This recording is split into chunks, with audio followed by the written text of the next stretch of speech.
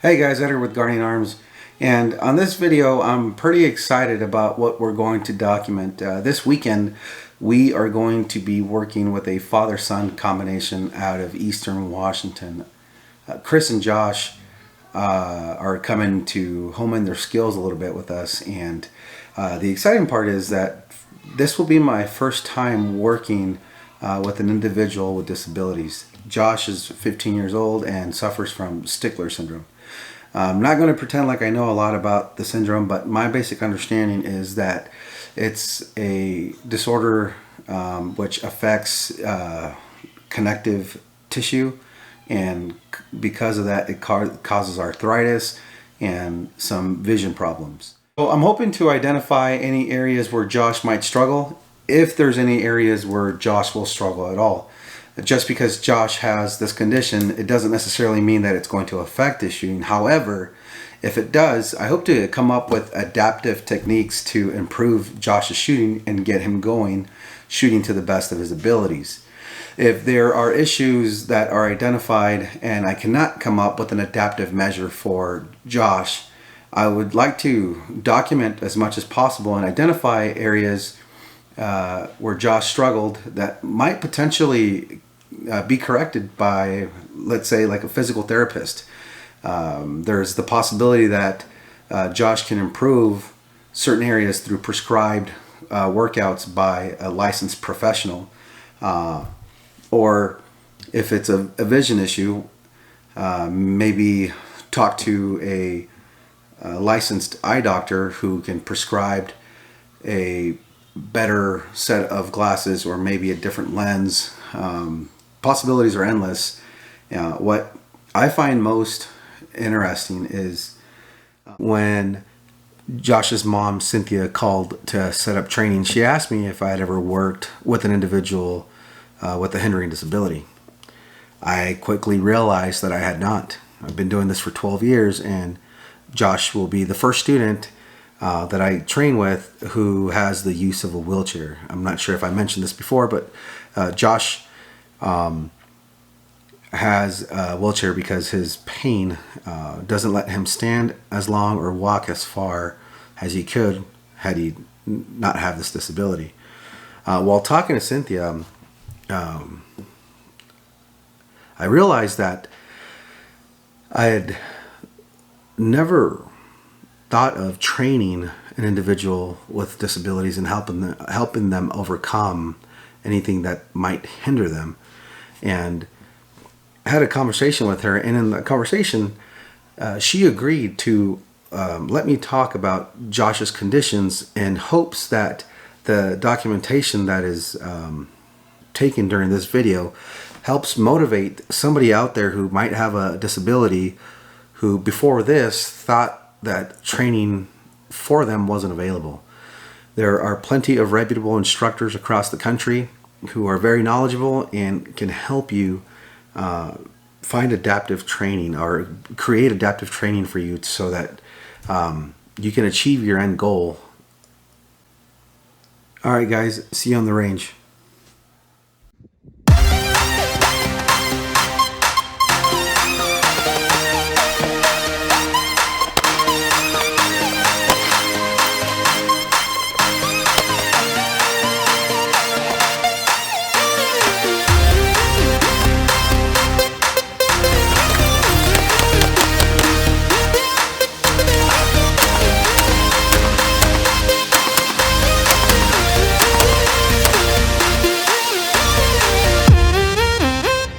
Hey guys, so I'm here with Josh and Chris, father-son combo, doing some training with us today. I want to introduce Josh. Josh, you want to tell me a little bit about yourself? Of course. Well, I'm 15 and I have something called Sticklers Syndrome. Basically, it's a connective tissue disorder which it affects all my joints, so my shoulders, my knees, ankles, and I need a wheelchair and a walker like this to kind of get around places, to walk far, get by far distances. I don't know. So, that's fine. So, what I got planned for you today is to kind of identify if there's any areas where you might struggle, Mm-hmm. and adapt to it so we can kick the syndrome's ass, all right, and make it to where you shoot as comfortable as you want for longer periods of time and it doesn't affect you. Awesome. You good with that? Chris, your shooting abilities, what's your background? Don't have any formal training, no law enforcement or military training. It's just always been just hanging out, shooting with my grandpa and my dad, and that's about the extent of it. So what do you look forward to getting out of this class? Definitely improving the safety aspect of it, but also just my personal abilities, always wanting to be able to shoot better and eventually getting to a point where I can maybe start carrying concealed and taking my own safety into my hands. Let's get that done today. We'll get you there. So we are going to cover stance, right? If you don't mind me asking, how often do you get to the point where you have to use your walker or your wheelchair? Is it just after long periods of standing, or is it like a 50-50 kind of deal? So if I'm standing for maybe around 5 minutes at a time, I kind of have to take a rest and either sit in my walker or in my chair. Okay. Yeah. Common platform, or a stable platform that most new shooters can hold on to and retain pretty easily. So if you widen your feet apart, stand there like so, right? Bend at the knees a little bit. Now your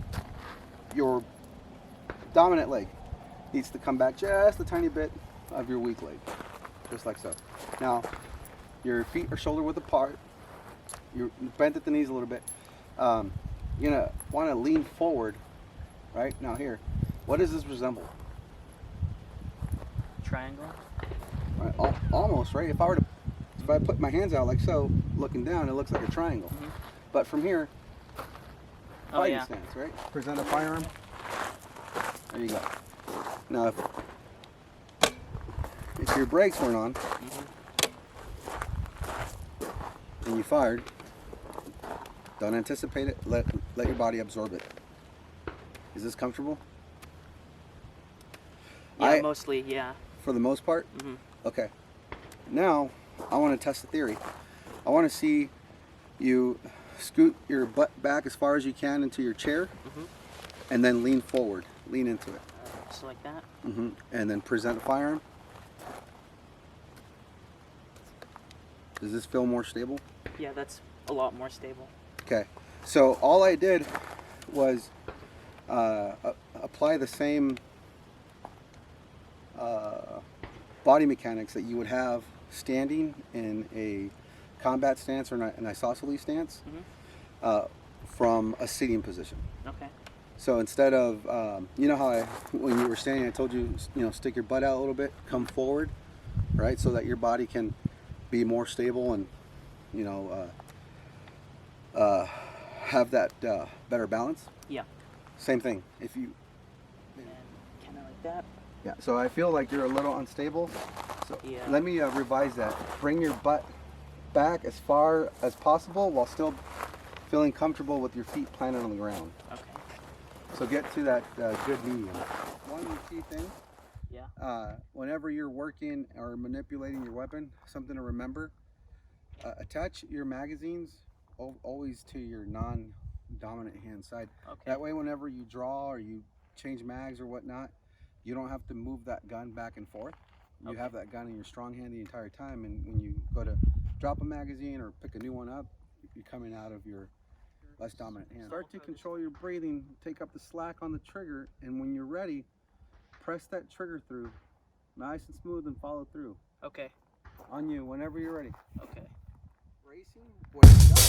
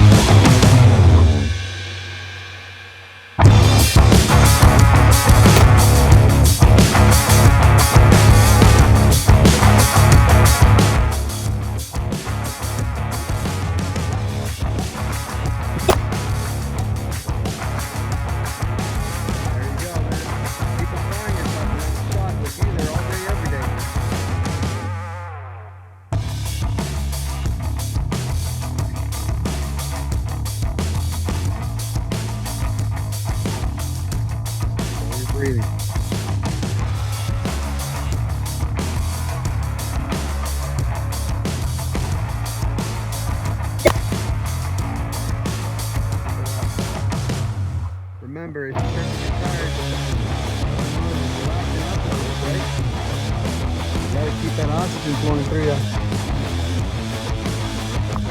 Gotta combat that lactic acid as much as we can.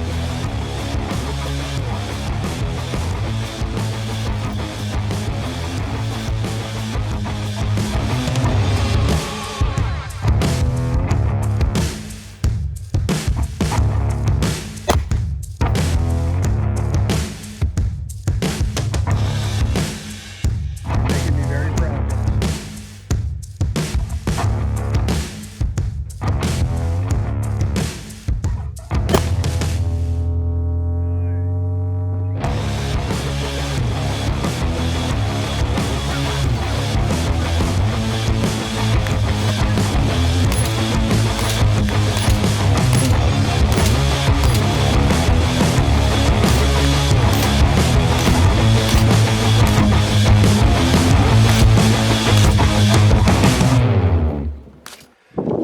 All right, guys. So we've finished the day today.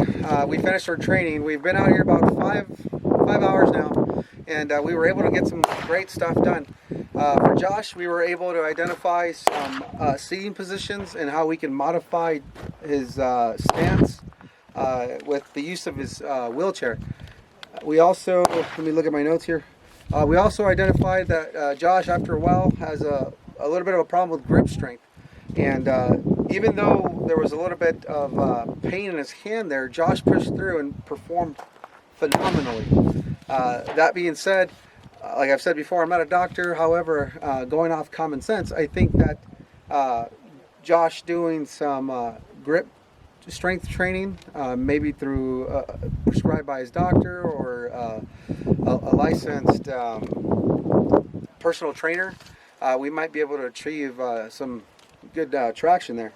Also, early on there was some issues with lactic acid. Josh was during this stage. Josh was still learning or still warming up, and I saw that he was kind of lowering his shoulder and asked what was going on. And you described some burning sensation in your shoulders, getting tired, right? Which, Yep. Again, lactic acid. I'm thinking for that, the breathing techniques, deep breaths throughout the day, and even through firing your natural respiratory pause, I think seemed to help you out a lot. It helped me a lot. It did. And so maybe, like I said earlier, maybe an oxygen tank. I don't know if one of the portable ones. You might want to discuss that with a physician and anybody out there, that might be suffering from the same thing. Ask a doctor. Ask if an oxygen tank to help boost oxygen levels to fight lactic acid would help. Again, those breathing techniques really went far today. And also, I mean, from beginning to end, you guys are going to see the video. There was, we had a warm up, and out of nowhere, everything just came together and it clicked for you. Yeah, and it really did. Yeah, I couldn't hold back a smile, man. I was really happy. Chris, same deal. We had a little bit of an issue with anticipation, and out of nowhere, Chris just started dinging. I mean, at one point, he had a group yay small, which for somebody with no formal training on day one was very impressive. How did you guys, what did you guys take away from that? I learned the 7 fundamental steps. Those helped me a lot. I learned the breathing technique so I don't get as tired. I learned that I kind of had a problem with anticipating the recoil, and that's where I was messing up at the start. But after I kind of overcame that, I started to improve, I think, drastically. So I think if I keep working at it, then I'll get to be pretty good, I think. Awesome. I would agree. Chris? And yeah, a lot of the same things, and especially like with the paper targets, you can kind of see, if you're missing consistently, being able to diagnose what's causing those issues, if it's, you're anticipating it, or it's just the way you got your sights on the target. And now, after going through this, just the few hours we were together, I've got a better understanding of what's causing my issues and how to fix them. So awesome. And I'm really grateful you guys were out here with me today. to end it, Josh, if you had to say something to another teenager or another individual such as yourself that has a disability but wants to get out there and wants to try, maybe not necessarily shooting, maybe another sport, how has today, or what would you say to them based on what you've learned today? Well, I thought originally that I've never been really too good with handguns, but after I learned some techniques to kind of get around what was causing my problems, I started to do pretty well. So I think you just need to try it, try to find some ways around it. I mean, ask for help, I guess, from a professional if you're getting into shooting, like Edgar here, and he helped me a lot. And yeah, just you can do it. Just find a way around it. All right, guys, that's it for today. Hope you guys had a blast watching us do some training. We'll see you again soon. Take care, guys.